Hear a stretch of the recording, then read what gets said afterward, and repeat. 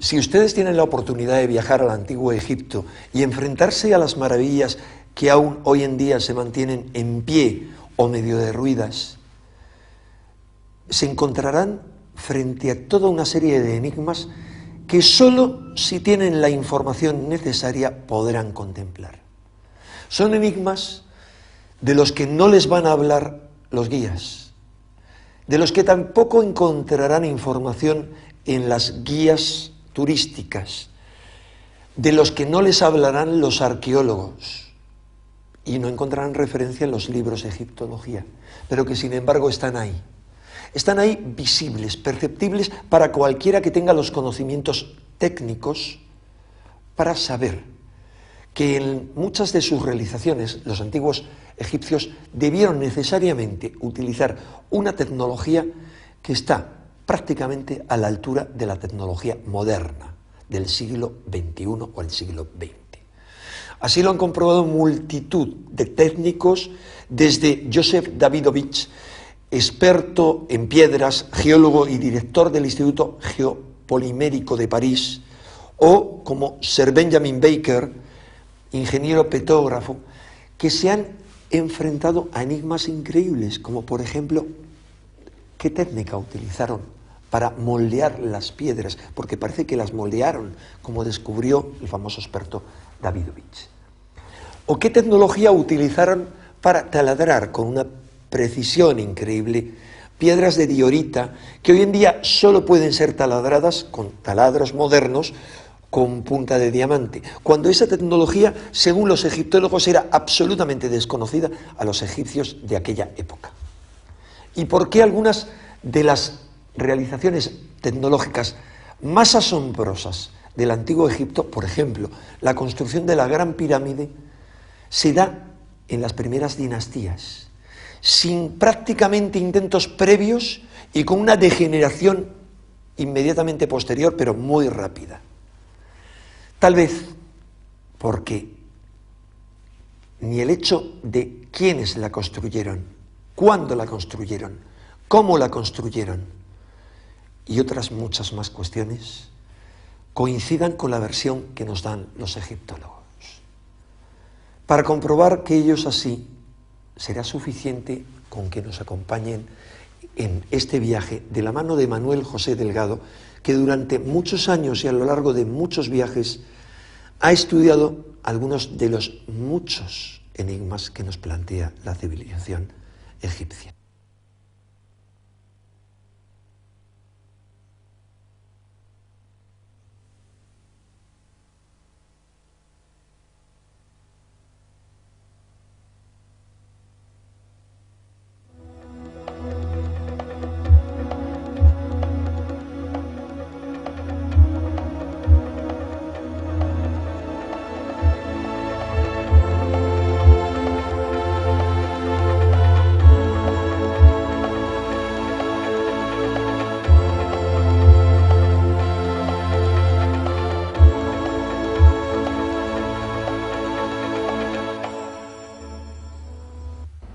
Desde hace ya muchísimos años venimos recorriendo Egipto para intentar introducirnos en todos sus misterios.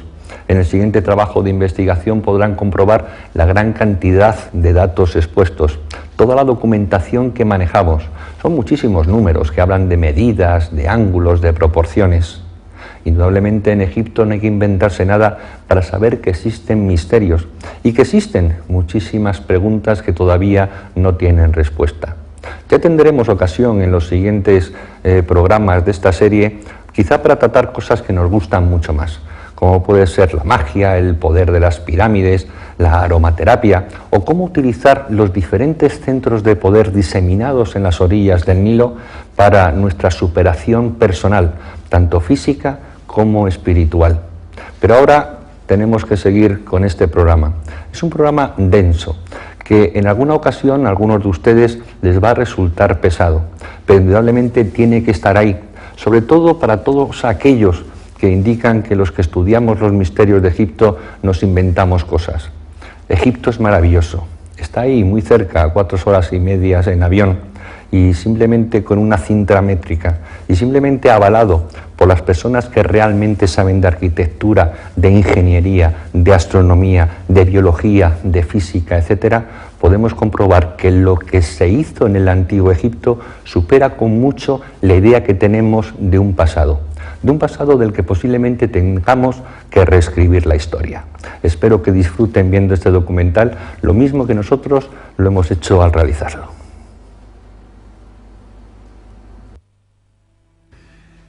Cuando Champollion descifra la piedra Rosetta elaborando su primer diccionario de jeroglífico, abre a millares de investigadores las puertas de un mundo tan fascinante como desconocido, creando un instrumento que permitía descifrar aquello que los antiguos egipcios dejaron escrito en sus tumbas y papiros, mostrando unos conocimientos científicos que resultan asombrosos para su altísimo nivel y cuyos orígenes parecen perderse en la noche de los tiempos, abriendo la incógnita de cómo una civilización puede saltar del neolítico a esos niveles de genialidad y después ir perdiendo paulatinamente su esplendor y sus saberes.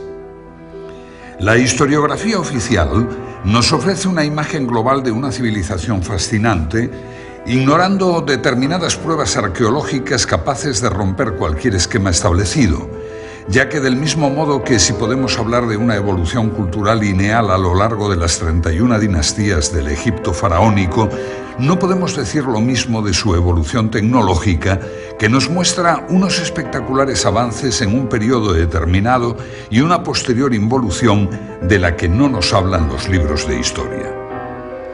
La meseta de Giza es el mayor testimonio de estos problemas arqueológicos, y en especial la Gran Pirámide. No existe ninguna inscripción que explique sus misterios, ninguna pista válida que confirme su datación en el tiempo. Simplemente 3 millones de bloques de piedra, 7 millones de toneladas erigidos como homenaje a la mística, a la ciencia o a la locura. Los viajeros de la antigüedad ya manifestaron su asombro ante la ausencia total de una tecnología que justificase la construcción de las pirámides. La arqueología ha tratado de dar respuesta a los cómo y los porqués de tan magna construcción, careciendo de la base suficiente en campos tan importantes como la física, las matemáticas o la geometría. Desde que en el siglo XIX se descubrieran las relaciones de la Gran Pirámide con los números pi y phi, se inició una frenética carrera hacia la interpretación de sus medidas, dando como resultado las más insólitas interpretaciones. En pulgadas, en yardas, en metros, en litros o en varas, las mediciones, muchas veces sometidas a tortura, conducían a la explicación de todo, del presente, del pasado y del futuro, no faltando quien achacaba a errores de construcción los datos que fallaban en su teoría. O incluso otros no dudaron en limar algunas aristas para que sus elucubraciones fuesen refrendadas con mayor precisión. Fue a finales del siglo pasado cuando llegó a Egipto Sir William Matthews Flinders, Petrie, con un sofisticado equipo de medición que incluía teodolitos de alta precisión, niveles ópticos, calibres micrométricos con vernier, goniómetros adaptados a ángulos, catetómetros, anteojos de autocolimación, cintas de Invar, termómetros de Beckman, etc. Sus mediciones, las más exactas realizadas hasta ahora, corroboradas años más tarde por los profesores Pocar, Cole y Pochan, han conseguido que puedan elaborarse unas conclusiones ceñidas al más puro rigor académico y que van a abrirnos un nuevo horizonte de investigación para hallar las soluciones a los problemas planteados por aquellos arquitectos. Lo que hace a una disciplina más o menos científica es la medida en que se establezca una preeminencia de los hechos sobre las teorías. Un mismo hecho puede en arqueología tener una fundamental gravitación o ser un detalle omisible de acuerdo a la teoría que barajemos en ese momento. La dificultad se traduce pues en el problema de la evidencia, que en arqueología no tiene el valor que puede lograr en las ciencias exactas o experimentales. Para Petrie, sin embargo, la prueba arqueológica tiene el mismo grado de certeza que la prueba judicial. La historiografía ha considerado que la ausencia de referencias explícitas a una tecnología y una ciencia superior es una evidencia de que no existieron.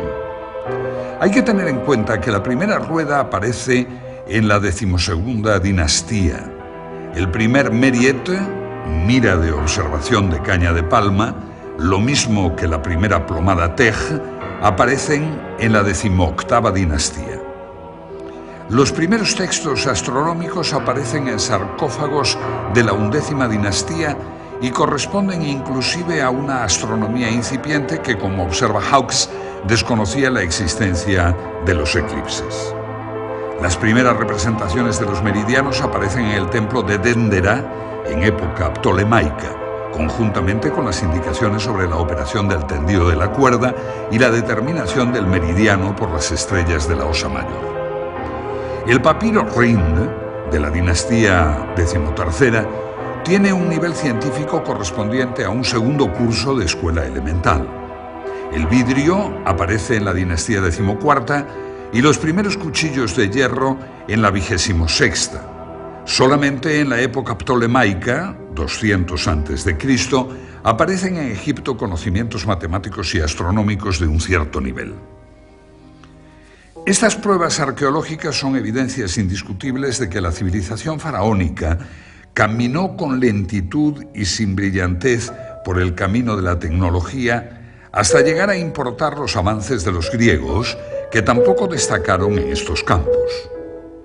En oposición a todo esto encontramos un material tecnológico que nos indica todo lo contrario, lo que nos obliga a tener que inducir la naturaleza de las herramientas partiendo del producto, tomando como referencia una serie de pequeñas muestras evidentes repartidas por todo Egipto. Es un misterio inexplicable el repentino grado de perfeccionamiento adquirido por el arte de la construcción en la tercera dinastía y la incapacidad notoria de los constructores de la sala hipóstila de Karnak, derrumbada en 1899, que 1500 años después desconocían que los edificios requieren cimientos.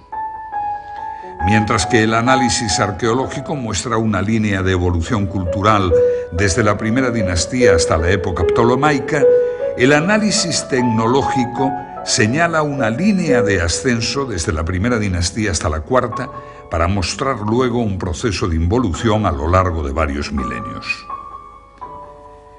En los relieves de El Berche, 12ª dinastía, se ve una estatua de Yehuti Topep de un peso de 60 toneladas colocada sobre un trineo y arrastrada por 172 hombres. Aparece también un hombre derramando un líquido sobre los patines del trineo para reducir la fricción y eliminar así el calor. Los textos que acompañan la imagen hablan de la heroicidad de esta titánica tarea en la que los hombres se mostraron con fuerza de gigantes. Es por ello por lo que resulta increíble cómo no ha quedado ningún recuerdo del transporte de los numerosos obeliscos de 1000 y 1200 toneladas que los egipcios distribuyeron por todo el territorio. Este es el templo de Luxor. Fue erigido originalmente por Amenhotep III en honor a Amón, y luego Ramsés II añadió estas impresionantes figuras y dos tremendos obeliscos. Solo queda uno. El otro, su hermano gemelo, fue llevado a Francia y puede hoy contemplarse en la Plaza de la Concordia de París. Requieren cada uno para su arrastre una fuerza de 93.000 kilos que nunca pudo ser suministrada por menos de 25.000 hombres. Para subirlo por una rampa se haría necesario un esfuerzo adicional que para un 30% de pendiente exigiría el esfuerzo suplementario de otros 50.000 hombres. Resulta curioso que el transporte de estos colosales monolitos no llamase la atención de los escribas. En el templo mortuorio de Micerinos hay bloques de 200 toneladas. En el techo de la cámara del rey de la Gran Pirámide los hay de 50 toneladas y aunque el término medio de los bloques del monumento no pase de las 2,5 toneladas, cuando se piensa que hay unos 3 millones de tales bloques, se vuelve a plantear con seriedad la cuestión de las técnicas y medios empleados. Se nota la contradicción entre lo que hemos dado en llamar la prueba tecnológica y la prueba arqueológica. Se desconoce la existencia de máquinas. La aseveración de Heródoto de que se utilizaron máquinas para levantar las piedras es generalmente impugnada por los arqueólogos, que priman la fuerza bruta de miles de esclavos ante todo saber tecnológico. Estamos en el interior de la pirámide de Kefren. Desde su entrada comienza un pasillo descendente que justo en este lugar se vuelve horizontal para posteriormente subir hasta la cámara del sarcófago. Y es en este sitio donde los arquitectos de la pirámide decidieron colocar una esclusa para obstruir el pasaje. Es esta roca. Las teorías que esgrimen algunos investigadores para demostrar que por medio de rampas los antiguos egipcios lograban elevar grandes bloques a enormes alturas quedan entredicho cuando nos encontramos con problemas como este. Es una roca de granito de casi 3 toneladas de peso. La estudió Petri. Si los bloques eran elevados por rampas a base de fuerza muscular, ¿cómo pudo ser elevado este bloque a esta oquedad para que posteriormente bajara y ejecutara la función que le encomendaron sus constructores? Que sirviera de cierre, de tapón. En este pequeño espacio no caben más de 6 personas. Es por ello por lo que Petri dedujo que los antiguos egipcios debieron poseer máquinas, y máquinas muy eficientes. Si aceptamos la existencia de máquinas en el Antiguo Egipto, nos queda el problema de determinar su naturaleza. En este sentido han sido numerosas las tentativas de explicación. La idea clásica de que las piedras fuesen elevadas por rampas es desechada por el docto ingeniero Krum, pues por sí solas las rampas serían un trabajo equivalente al de la propia pirámide. El concepto de los rodillos tampoco sirve, ya que la madera era escasa y no servirían en terreno arenoso. Las pirámides se realizaron en la Edad del Cobre, pero podemos decir que resulta imposible que en ese momento no conociesen el hierro, ya que es explicable que los egipcios pudieran trabajar el cuarzo, el granito, el pórfido o la diorita si no poseyeron herramientas de este metal. Esta piedra es de diorita. Puede comprarse por €1 en cualquier tienda de minerales en España. Les sugiero que adquieran una y efectúen una simple operación.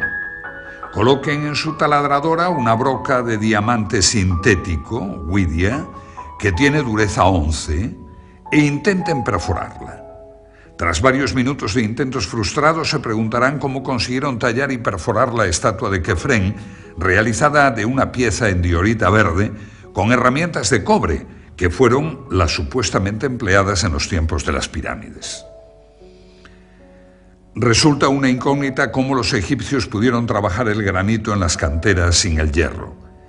En las canteras de Asuán se aprecian muchas series de agujeros y ranuras rectangulares profundas y estrechas, las cuales, como dice Clark, no se puede afirmar que se hicieran con herramientas de hierro, pero sí se puede afirmar que no pudieron hacerse con cobre. Efectivamente, los cortes de la roca en la cantera se producían tras introducir en los orificios piezas de madera que luego se humedecían. La fuerza oncótica producida por la expansión de la madera hacía resquebrajarse el granito. Pero nos queda el saber cómo realizaban tales orificios. Se conocen además 4 muestras de hierro del Antiguo Egipto que fueron analizadas por Petri. Una de ellas fue descubierta por Perring, el ayudante de Howard Bisse, cuando se limpió el canal sur de ventilación de la Cámara del Rey. Los restos calcáreos adheridos a la lámina hicieron imposible la idea del fraude. Su análisis demostró que tampoco provenía de meteoritos férricos. La conclusión obvia es que los antiguos egipcios utilizaron el hierro y que, al igual que otros muchos dispositivos tecnológicos, su empleo parece haber sido mantenido en secreto, dando con ello origen a un serio problema para los arqueólogos que confunden la ausencia de pruebas con la inexistencia de tecnología. Una posible explicación al mantenimiento de tal secreto podría ser la pertenencia del hierro a la sabiduría divina, siendo su uso restringido a los sacerdotes y a sus operarios. Esa creencia ha pervivido hasta nosotros que denominamos a la industria del hierro como siderometalúrgica, es decir, de origen sideral y posiblemente relacionada con los moradores del cielo. Otro aspecto digno de ser estudiado en la búsqueda de respuestas sobre la tecnología es la forma en que los constructores adosaban los bloques unos a otros sin dejar ninguna separación entre ellos. En cualquiera de nuestros cuartos de baño, la junta entre las losetas del alicatado nunca baja de 1 milímetro.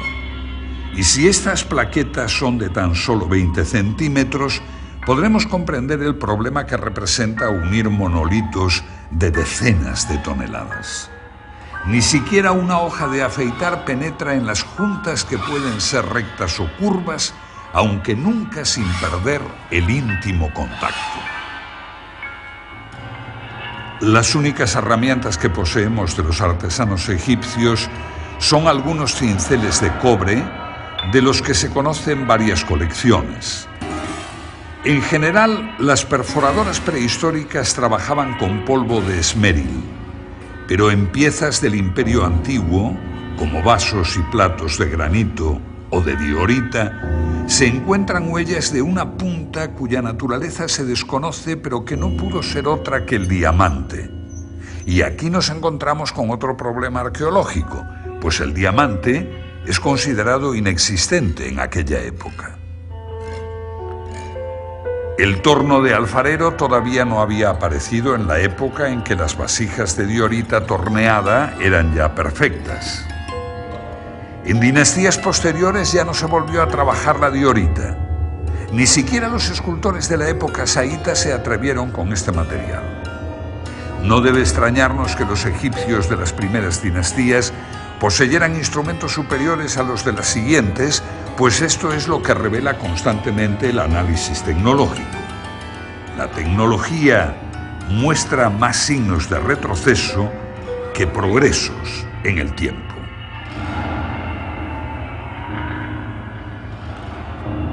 Debemos admitir que los egipcios de las primeras dinastías conocían el torno de punta fija antes de que aparecieran los tornos de alfarero. Con el torno egipcio se obtenían incluso superficies esféricas, pues se conocen platos hechos a torno en los cuales la herramienta se movía sobre una línea curva. Tenemos la prueba de que además del torno de punta fija conocían el torno con herramienta articulada móvil. Esta es una importante cuestión tecnológica, pues muy difícilmente podría la herramienta articulada moverse a su vez en forma circular. Que la pieza se movía con independencia de la punta, por otra parte, está probado por ejemplares estudiados por Petri, en los que se puede apreciar por las huellas que la pieza ha sido desmontada para cambiar su centro de giro, una operación familiar para el tornero moderno. Y si el torno de punta fija o móvil ya nos deja impresionados, no lo es menos otra pieza importante como es el serrucho para piedra, y no para piedra normal de caliza, sino también para otras piedras de dureza mucho mayor, como el granito. Se conocen ejemplares de serruchos egipcios de bronce con dientes de esmeril, cuyo funcionamiento se asemeja a las modernas cortadoras de cinta de acero con polvo de esmeril llevado por agua, con las que se cortan los bloques de granito en las canteras modernas. En los hipogeos de Tebas, 12ª dinastía, se han encontrado bloques de granito serrados que muestran huellas de óxido de cobre, lo que probaría el empleo de esta herramienta. Pero estudiando la inclinación y la velocidad del descenso de la hoja, se descubre que trabajaban a una enorme presión. Es inadmisible que un serrucho de bronce y esmeril pueda cortar granito si le aplicamos una débil presión y empleamos un tiempo indefinido en el corte. La única solución que se nos plantea es que los antiguos egipcios debieron poseer otro instrumento cuya estructura desconocemos, pero que con seguridad no trabajaba con dientes de esmeril. En relación con el modus operandi de estos serruchos, se exhibe en el Museo del Cairo el sarcófago de Diodefre, hijo o hermano de Keops, donde puede apreciarse el trabajo del serrucho. Aparentemente los sarcófagos eran transportados con la tapa no cortada para reforzar la estructura. El serrucho ha cortado ya los 2/3 de la tapa, quedando un resto por cortar en donde todavía puede apreciarse la garganta carcomida por la herramienta. Se observa así la superficie irregular que va dando forma al sarcófago antes de su ulterior pulimento y en donde todavía hoy es posible apreciar las marcas de ocre que indican las líneas de corte. Aparentemente, el serrucho ha sido guiado a mano, como puede inferirse por la forma irregular de la superficie cortada. El ancho de la herramienta, correspondiente al ancho del surco, es de 2 centímetros. El plano de corte presenta desniveles del orden del centímetro. Y aunque no nos imaginamos qué herramienta pudo hacer el corte, se aprecia que su uso fue manual con las imperfecciones que el pulso provoca. En cambio, en otro sarcófago, el de Keops de la Gran Pirámide, en donde los desniveles de las superficies serradas son del orden del milímetro. El serruchado del sarcófago de Keops debe considerarse como una obra maestra en la materia, pues a pesar de no haber recibido un pulido ulterior es casi una pieza terminada. La herramienta llevaba una guía mecánica. Este serrucho se movía a modo de los modernos cortadores de peine que producen bloques de superficies paralelas debido al movimiento simultáneo de varias cintas de acero. Y de nuevo nuestro estupor al comparar la tecnología antigua con los logros de la actual. Esta es una cantera situada en Cerceda, en las estribaciones de la madrileña Sierra de Guadarrama. Su moderna tecnología pudo verse en un stand de la pasada Expo 92 de Sevilla. Los bloques de granito llegan hasta aquí desde la península de Labrador o desde Sudáfrica y abastece a la práctica totalidad de cementerios madrileños. Aquí saben de la industria de la piedra. Su más perfecta máquina de corte para piedras de granito está diseñada por una hoja redonda de 2 metros de diámetro, compuesta de múltiples dientes de huidia, carburo de tungsteno, por lo que no puede cortar bloques de más de 1 metro. Cada vuelta de la hoja avanza tan solo 5 milímetros. Se tarda una mañana entera en cortar toda la roca. No se puede ejercer más presión, pues las puntas se abrasarían. Viendo esto, debemos preguntarnos cómo hacían los antiguos egipcios para que sus serruchos avanzaran en cada presión casi 2,5 milímetros, o sea, 60 veces más potencia que los logros de nuestra avanzada civilización. Pero nuestro asombro no acaba aquí, pues aún hemos de tratar la herramienta más conspicua de la antigua tecnología, el taladro cilíndrico. El tubo ejecutaba taladros de hasta 15 centímetros de diámetro, dejando tras su camino un tarugo central que posteriormente era roto con un simple golpe. Estos taladros se llaman trépanos y pueden verse en algunos lugares de Egipto. El cilindro, en los taladros modernos, es de acero con puntas de huidia. La presión debe regularse cuidadosamente por control manométrico y para un taladro con 3 puntas de diamante esta es aproximadamente de 50 kilos. Para un taladro con punta de huidia es menor, unos 30 kilos. La herramienta de huidia presenta, sin embargo, la ventaja de su gran velocidad tangencial. El diamante, en cambio, debe ser trabajado a baja velocidad, pues puede quemarse. Los taladros modernos, al igual que en las máquinas de corte, avanzan en el granito 4 centésimas de milímetro por vuelta, mientras que la máquina egipcia avanza 2 milímetros, tan solo 50 veces más. La idea de que pudieran operar por golpes o escoriaciones es rechazada, pues no hay ninguna huella de semejante proceder. La posibilidad del empleo de 2 herramientas aplicadas alternativamente, una de las cuales se limitaría a ensanchar el surco dejado por la otra, es descartada, pues se conocen trépanos con el tarugo aún dentro. No queda otra alternativa que aceptar que estos instrumentos trabajaban bajo una presión de 2.000 kilos o de que poseyeran un instrumento cortante 50 veces más duro que el diamante. Y con esto ni siquiera sueñan los tecnólogos modernos. Un tarugo de pórfido blanco y negro, correspondiente a la primera dinastía, fue estudiado por Petri, indicando que posterior a esta fecha ya no se volvió a trabajar el pórfido, piedra extremadamente difícil de mecanizar tanto por su dureza como por su textura heterogénea. El mismo autor pudo fotografiar un trépano con un tarugo de 70 centímetros de diámetro. Esta tecnología egipcia queda muy por encima de las posibilidades mecánicas de nuestra era espacial. Aunque como realización tecnológica de alta precisión no existe nada en el mundo entero que iguale el revestimiento calcáreo de la Gran Pirámide. Hoy se pueden contar con los dedos de una mano, pero en su día fueron 27.000. Y es de lamentar la destrucción de este revestimiento de mármol, pues no solo se nos ha privado del placer estético de su contemplación, sino también de la posesión de una obra que podemos con toda seguridad considerar la más grande creación de la tecnología de todos los tiempos. Poseían superficies planas de más de 3 metros cuadrados. Muestran un paralelismo a lo largo de sus aristas de casi 2 metros del orden de las 5 centésimas de milímetro, es decir, en íntimo contacto. La apertura media de la junta es del orden de 5 décimas de milímetro. Además, para mayor asombro, utilizaron en las juntas yeso de rápido fraguado. La tarea parece imposible. Petri constató que no existían en el pavimento huellas de arrastre de los bloques, ni tampoco existen en ellos puntos de engarce para grúas o cuerdas. Además, para mayor asombro, colocaron en las juntas yeso de rápido fraguado que obligaba a colocar el bloque al primer intento sin posibilidad de posteriores movimientos. Y esa es tan solo la primera fila de las más de 200 que tiene la pirámide hasta la cumbre.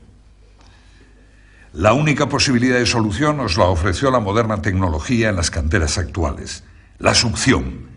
Mediante una campana de vacío actuando sobre una superficie pulida, se levantan hoy piedras de hasta 2 toneladas de peso. Pero, ¿cómo hacían los antiguos egipcios con bloques de más de 16 toneladas? Los 90 grados exactos que forman los diedros de los bloques debieron recibir su último tratamiento en el taller donde se producían. La construcción con bloques prefabricados de una línea recta de 230 metros presupone un control de la angularidad del orden del segundo de error. Pues bien, en la actualidad, para las mejores escuadras normalizadas por la industria moderna, norma DIN 875 admite errores de más o menos 3 centésimas de milímetro, cantidad algo superior que los errores de angulación y paralelismo de la obra egipcia.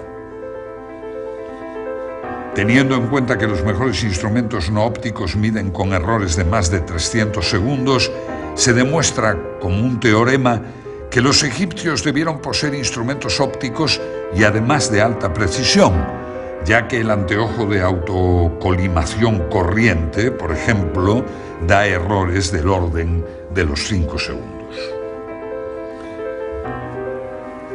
La construcción de uno de los bloques de revestimiento de 20 metros cuadrados de superficie es una tarea equivalente al pulido del espejo del telescopio de Monte Palomar. Para comprender la magnitud de la obra egipcia bastará observar que aquellos fabricaron 27.000 de estos bloques. Lograron, hace 7.000 años, la producción en masa de instrumentos ópticos que la industria moderna solo produce en escala artesanal. Ninguna otra época histórica realizó tareas de esta naturaleza, por lo que debemos considerar con seriedad lo que ello implica en el dominio de la mecánica, la óptica y la geometría.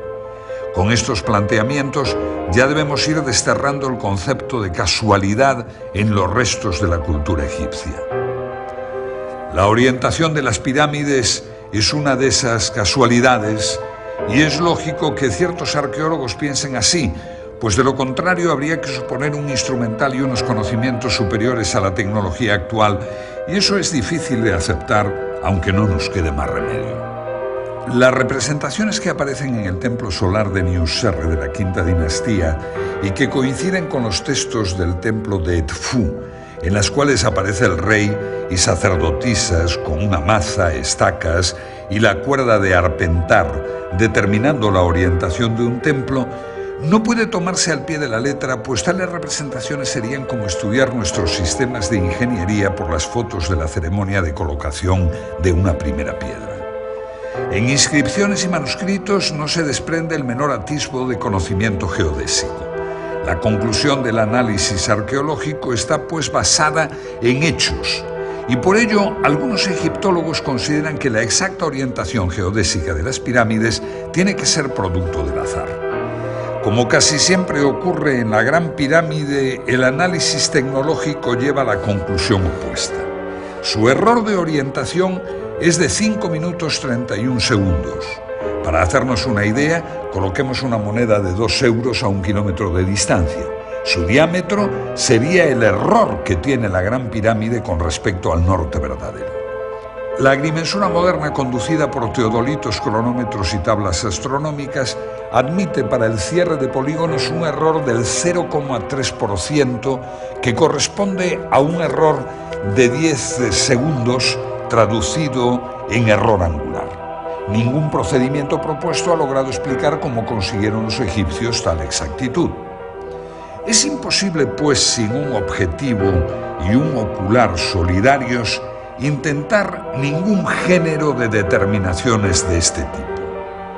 La Gran Pirámide está por encima de la tecnología moderna en cuanto a orientación, pues sus 5 minutos 31 segundos supera con mucho las modernas normas de precisión. Y aún cabe una segunda pregunta. La pirámide de Kefren tiene el mismo error de orientación, es decir, 5 minutos 31 segundos. Las dos grandes pirámides de Egipto tienen el mismo error. Y ahora cabe preguntarse si dicho error fue motivo de cambios de orientación total de la meseta de Giza por motivo de los terremotos, o bien si estos 5 minutos 31 segundos no fueran tal error y siguieran la concepción original de los constructores.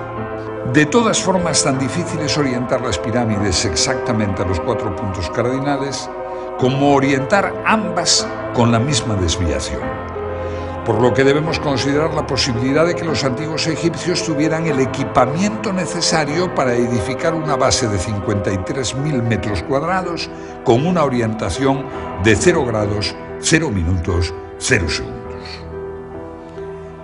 Si juzgamos los conocimientos matemáticos de los egipcios por los pocos textos que han llegado hasta nosotros, su matemática fue bastante primitiva.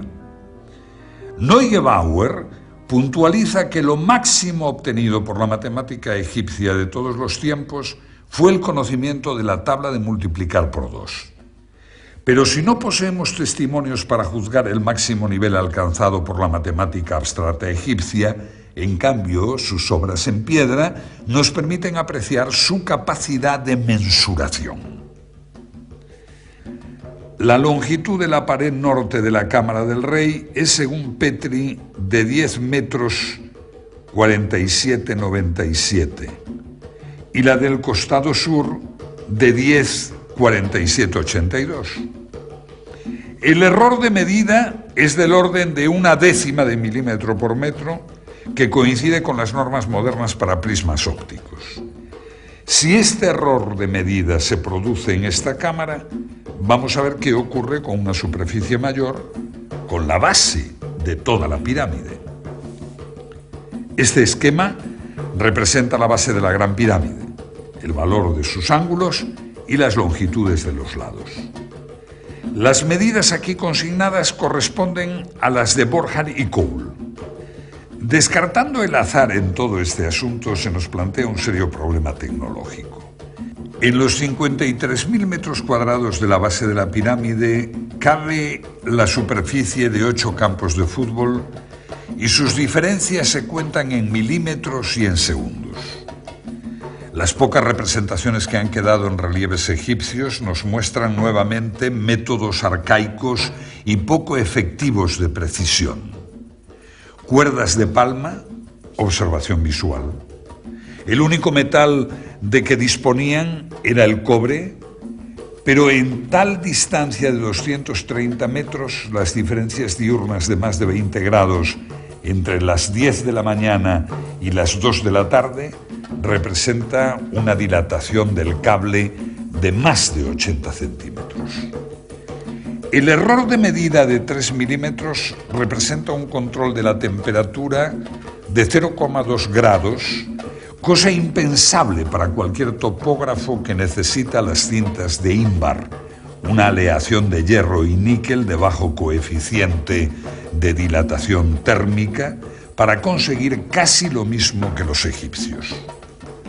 Termómetros, conocimiento de la física de los metales, equipos ópticos y tan solo lo que se ha encontrado en las excavaciones son cuerdas de palma, que es lo mismo que tener la evidencia de que los egipcios podían viajar a 200 kilómetros por hora y tan solo encontrar en papiros y relieves la inconfundible estampa de un famélico camello. Pues si la medición de las distancias supera todos los condicionantes, la goniometría no se queda a la zaga. La goniometría es la ciencia de la angulación y constituye en la Gran Pirámide el punto crucial de discrepancia entre el análisis arqueológico conducido filológicamente y el análisis arqueológico que utiliza elementos tecnológicos. El instrumento primitivo que corresponde a nuestro teodolito era el astrolabio, y el antecesor del sextante fue la ballestina o bastón de Jacob. Con cualquiera de estos instrumentos el error que se cometía era del orden de 30 minutos. En cuanto a otros instrumentos no ópticos, todavía se emplean para agrimensura de baja precisión ciertos dispositivos como la escuadra de pínulas, siendo las pínulas cerdas o hilos de nylon, y las escuadras de espejo. El error de estos instrumentos se puede apreciar en los 20 minutos. Cuando pasamos a estudiar la goniometría egipcia, nos encontramos con la sorpresa de que aquellos tecnólogos medían ángulos con la precisión de un segundo de arco. Esto debe considerarse como sobrenatural, pues trasciende ampliamente la capacidad del ojo humano, que es como aseguran que fue orientada la pirámide. El ángulo noroeste de la Gran Pirámide mide 89 grados 59 minutos 58 segundos, lo que, tratándose de un replanteo, es indicativo de una precisión del orden de un segundo. Los buenos teodolitos modernos miden con el mismo error observado en el monumento de un segundo. Estos errores son inevitables para la cantidad de factores incidentes, tales como errores de la lectura de los nonios, dilatación térmica de instrumentos y elementos de lectura, errores de nivelación, error de arrastre, viento, errores de apreciación sobre el retículo, refracción atmosférica, etcétera, etcétera, y parece ser que todo ello fue tenido en cuenta por los topógrafos egipcios. Se nos presenta en goniometría lo mismo que observamos en mensuración, es decir, el mismo error en estructuras pequeñas, como sarcófagos o cámaras, que en las grandes. Ello presenta una homogeneidad al sistema de medidas empleado que excluye cualquier hipótesis basada en el azar o en la casualidad. Como demostración de lo dicho, comparemos la desviación azimutal de las dos grandes pirámides. Ambas pirámides tienen su desviación hacia el oeste. Petrie da los siguientes valores para la pirámide de Keops. Núcleo, 5 minutos, 16 segundos. Pasajes, 5 minutos, 49 segundos. Revestimiento este, 5 minutos, 30 segundos. Promedio, 5 minutos, 31 segundos. Para la pirámide de Kefren, otorga los valores 5 minutos, 37 segundos para los pasajes y 5 minutos, 26 segundos para el revestimiento, obteniendo un promedio de 5 minutos, 31 segundos. Este resultado nos muestra el exacto paralelismo de dos estructuras separadas por más de medio kilómetro de distancia. En ambos casos, el instrumento necesario para efectuar medidas de esta precisión debió tener un error por debajo del segundo. Como puede apreciarse en la tabla azimutal, el cuerpo de la pirámide de Keops, sus pasajes y su revestimiento del lado este se encuentran en un exacto paralelismo que coincide asimismo con el del revestimiento, cuerpo y pasaje de la pirámide de Kefren. Por esta circunstancia, la observación de que los otros lados, norte, sur y oeste, de la base de la Gran Pirámide están orientados 3 minutos hacia el este del norte con relación a la dirección anterior, revela un hecho intencionado. El lado oeste de la base representa con exactitud milimétrica el promedio del lado norte y del sur. Otro interesante problema lo constituye la perfecta euclicidad y horizontalidad del plano de la base de la Gran Pirámide. El asunto es altamente atractivo porque la nivelación debió efectuarse prescindiendo de las direcciones diagonales, ya que en el centro los constructores dejaron sin tocar la piedra de la meseta y solamente rebajaron el perímetro. Este mismo mogote central dificulta las operaciones de cuadración del perímetro de la base, que debió ser efectuada por medios puramente ópticos. El estudio de la base revela un plano perfecto en todo el perímetro de 920 metros, de tal manera que el ángulo suroeste se revela tan solo 1,5 centímetros más alto que el noroeste. Sobre la diagonal de 325 metros, esto representa un error de 0,04 milímetros en homogeneidad con todos los errores relativos que hemos calibrado.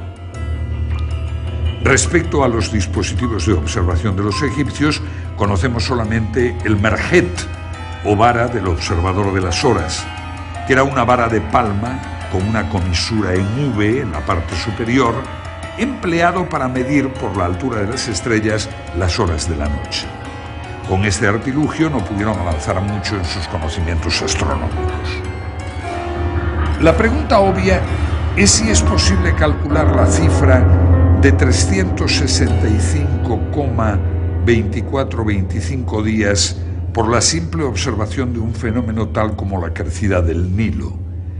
La meteorología no presenta un grado de regularidad que permita estadísticas de esta exactitud. Ello requeriría, en el mejor de los casos, estadísticas de muchos milenios, lo cual nos retrotrae al problema que se quiere soslayar con el argumento. Hay una cierta lógica en admitir que no puede hacerse un gran progreso en astronomía si el mismo no va acompañado de un progreso paralelo en óptica. La historia muestra que en ningún caso se dio un progreso aislado en una rama particular de la ciencia si todas las otras ramas no fueron adelantadas en medida paralela. La capacidad de medición de los egipcios no puede ser considerada como un hecho aislado en medio de un desconocimiento general de la ciencia y la tecnología. No es posible hacer medidas de precisión si no se posee al mismo tiempo un vasto conocimiento de la óptica, la matemática, la termología, etc. Todo ello sin tener en cuenta que una medida de precisión debe inspirarse en algún propósito específico. Es evidente entonces la completa disociación entre una ciencia avanzada y lo que aparece en sus pinturas y escritos. La oposición entre el análisis arqueológico y el análisis tecnológico llega al extremo de pintarnos dos mundos heterogéneos que marchan en sentido inverso, uno que aprende con lentitud y otro que olvida rápidamente.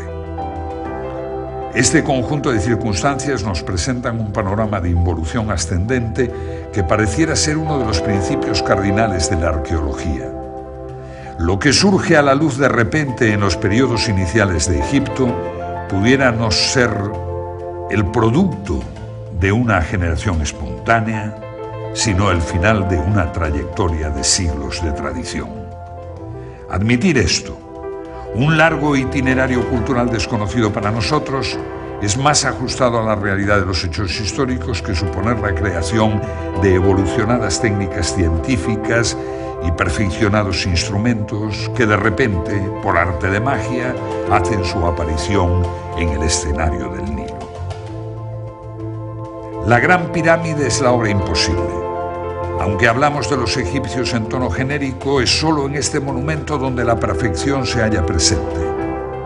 No puede compararse con ninguna otra obra en toda la tierra de los faraones o en todo el mundo. Posiblemente todas las demás pirámides sean la burda imitación de un pueblo que se encontró con ella cuando llegó a Egipto.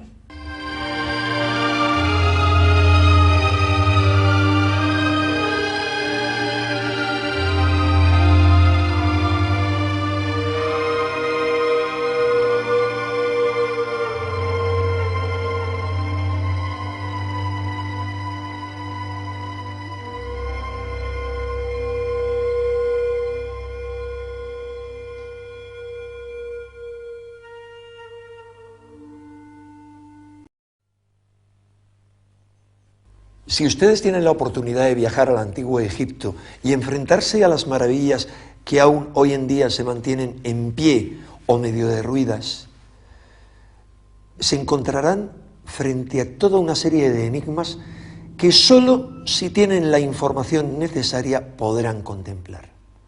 Son enigmas de los que no les van a hablar los guías, de los que tampoco encontrarán información en las guías turísticas, de los que no les hablarán los arqueólogos y no encontrarán referencia en los libros de egiptología, pero que sin embargo están ahí. Están ahí visibles, perceptibles para cualquiera que tenga los conocimientos técnicos para saber que en muchas de sus realizaciones los antiguos egipcios debieron necesariamente utilizar una tecnología que está prácticamente a la altura de la tecnología moderna del siglo XXI o el siglo XX.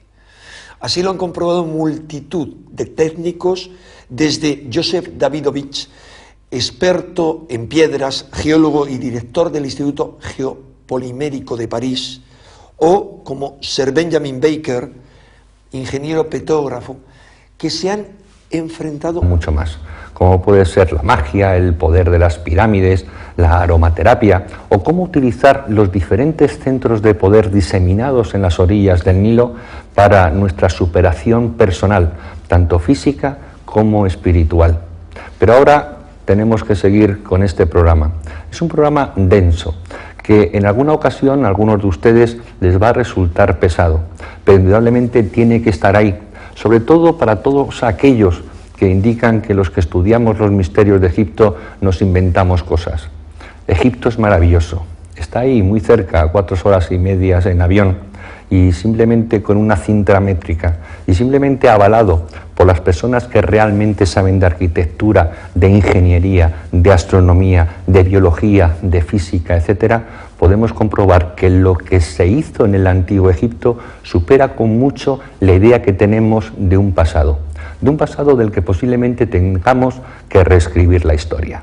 Espero que disfruten viendo este documental lo mismo que nosotros lo hemos hecho al realizarlo.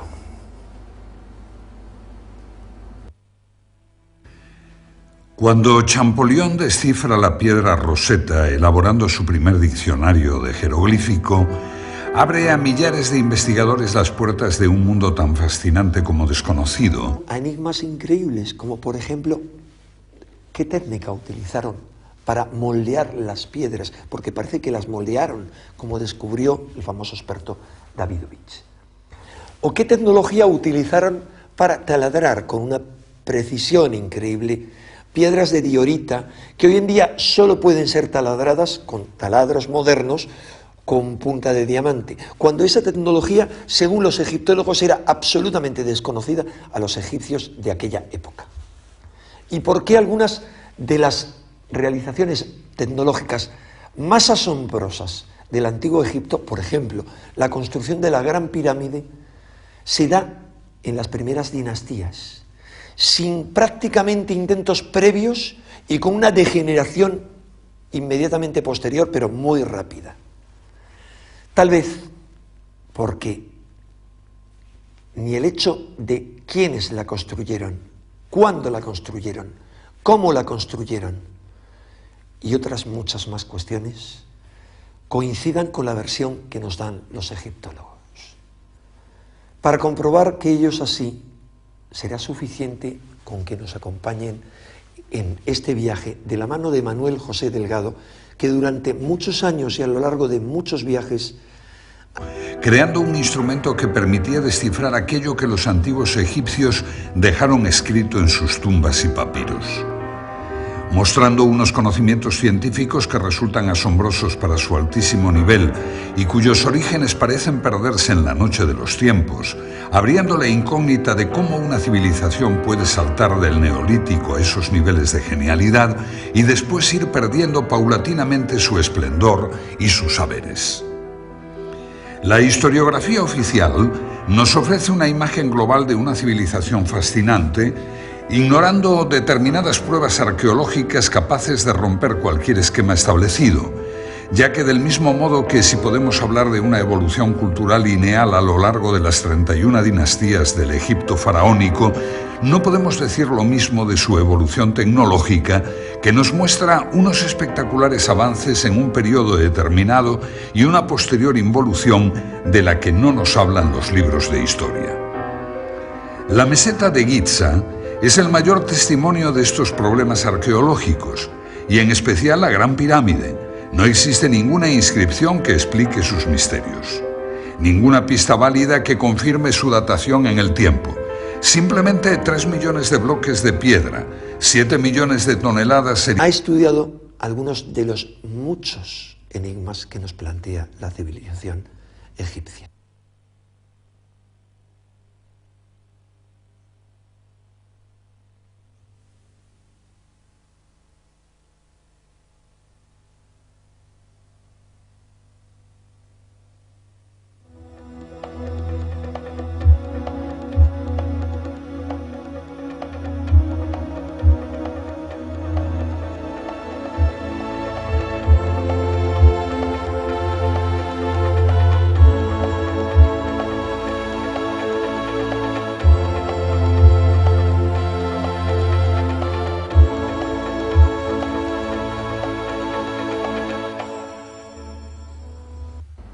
Desde hace ya muchísimos años venimos recorriendo Egipto para intentar introducirnos en todos sus misterios.